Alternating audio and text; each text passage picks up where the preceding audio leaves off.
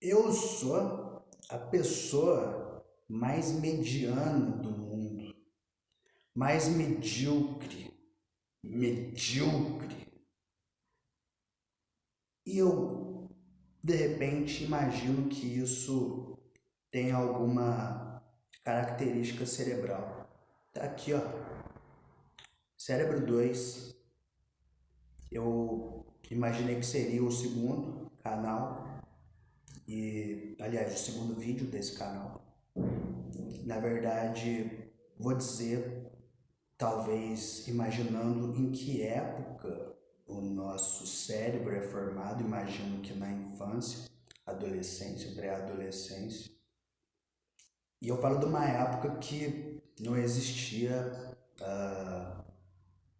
celular, por exemplo, ou não era tão disseminado, não era tão acessível, né? Por exemplo, o que era de entretenimento, o que era de consumo de jogos eletrônicos, por exemplo, que, sei lá, movimenta um mercado enorme hoje. Enfim, era uma época que eu consumia alguns jogos eletrônicos baseados em vídeo 2D, em uma dimensão 2D. Futebol brasileiro 96, Iron defendeu!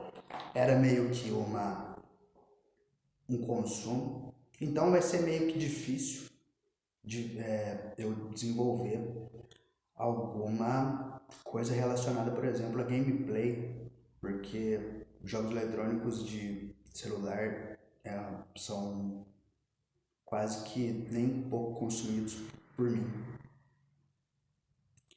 E talvez nessa formação mental minha tenha um papel muito grande dos jogos eletrônicos na minha infância, na minha adolescência, alternada a jogos de realidade, né? A jogos de futebol na rua, tampão do dedo arrancado no paralelepípedo da rua.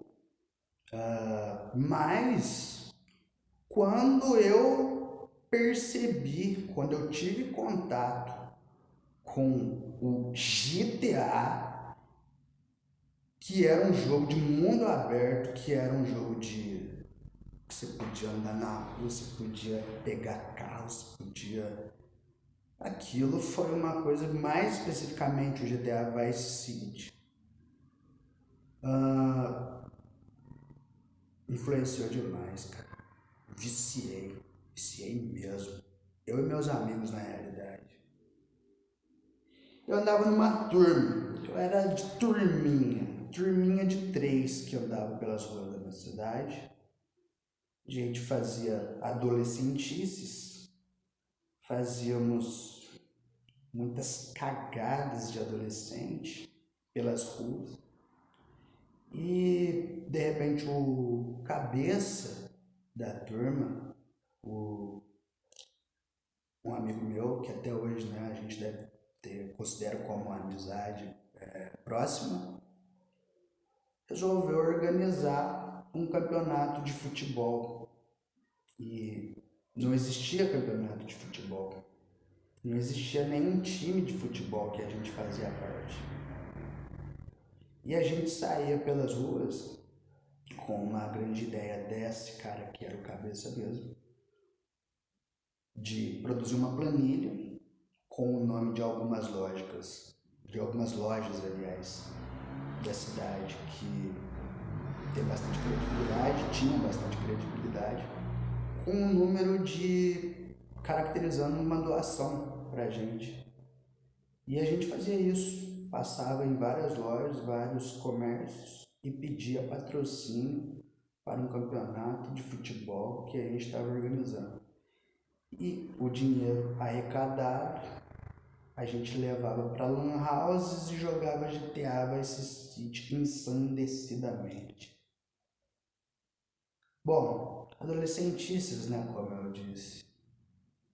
E será?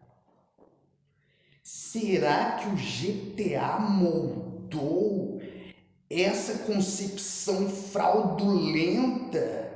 Fomos formados pelo GTA para bandidagem?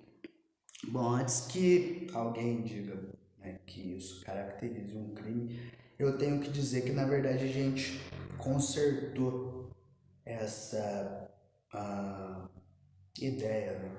A gente consertou essa situação e teve o campeonato de futebol. A gente ficou em segundo lugar, perdemos a final num jogo bem polêmico. Tiveram expulsões, inclusive, e as pessoas, os meninos, voltaram a jogar das 4 linhas dentro do campo. Roubaram as medalhas de ouro do vencedor. A gente conseguiu, né, nessa época, inclusive, que era o que a gente pedia era para troféu, medalha, jogo de uniforme. E então, assim, o que a gente fez de errado a gente consertou, porque no final teve, né? Teve um jogo de futebol. Como que dentro de um cérebro desse, marcado por influências de bandidagem, de jogos de bandidagem e atitudes voltadas à corrupção adolescente, como que um cérebro desse, se tornando mediano, medíocre, acaba vindo até aqui e dizer sobre tudo isso? Tudo isso que o nosso cérebro representa. Bom, talvez eu precisaria ter mais conhecimento, mas como é que eu posso dizer? Criticidade, poderia ver de uma forma mais crítica tudo isso que eu apresentei a vocês como formação de infância e adolescência, principalmente adolescência. E como que isso pode ter moldado a minha personalidade? Eu acredito na zoeira, eu acredito no